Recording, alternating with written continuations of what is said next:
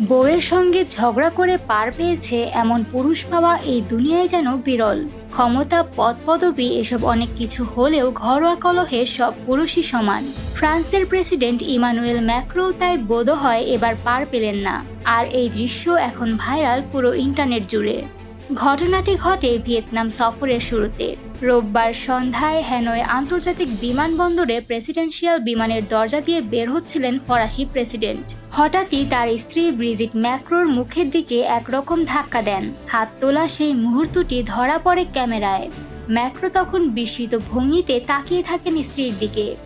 এরপর অবশ্য নিজেকে সামলে নিয়ে ক্যামেরার দিকে হাত নাড়িয়ে স্বাভাবিক থাকার চেষ্টা করেন। এরপরেই দম্পতি একসঙ্গে সিঁড়ি বেয়ে নিচে নামেন। প্রেসিডেন্ট হাত বাড়িয়ে স্ত্রীকে ধরতে চাইলে ব্রিজিট তার বদলে রেলিং ধরে রাখেন।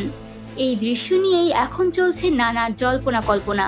ব্রিটিশ সংবাদ মাধ্যম দ্য সন জানিয়েছে, সম্ভবত বিমানের ভেতরে কোনো বিস্ফোরক তর্ক হয়েছিল তাদের মধ্যে, আর সেই উত্তেজনারই বহিঃপ্রকাশ ঘটেছে ক্যামেরার সামনে।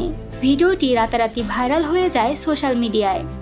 শুরুতে এলিসি প্যালেস ভিডিওটিকে ভুয়া দাবি করলেও পরে ফরাসি গণমাধ্যম এবং অ্যাসোসিয়েটেড প্রেস নিশ্চিত করে ঘটনাটি সত্যিই ঘটেছে। এমনকি সেই মর্মান্তিক মুহূর্তটি সরাসরি দেখা গেছে এপির লাইভ ভিডিওতে। প্রেসিডেন্টের ঘনিষ্ঠ সূত্র ফরাসি দৈনিক লে ফিগারোকে জানায়, হ্যাঁ, তাদের মধ্যে ঝগড়া হয়েছিল, তবে সেটা ছিল একটি ঘনিষ্ঠতার মুহূর্ত। ব্যাখ্যাটা যতটা কূটনৈতিক, বাস্তবতা ততটাই নাটকীয়। উল্লেখ্য, মাত্র 15 বছর বয়সে ইমানুয়েল ম্যাক্রো সম্পর্কে জড়ান তার ফরাসি সাহিত্যের শিক্ষিকা ব্রিজিটের সঙ্গে, যিনি তখন ছিলেন 3 সন্তানের মা।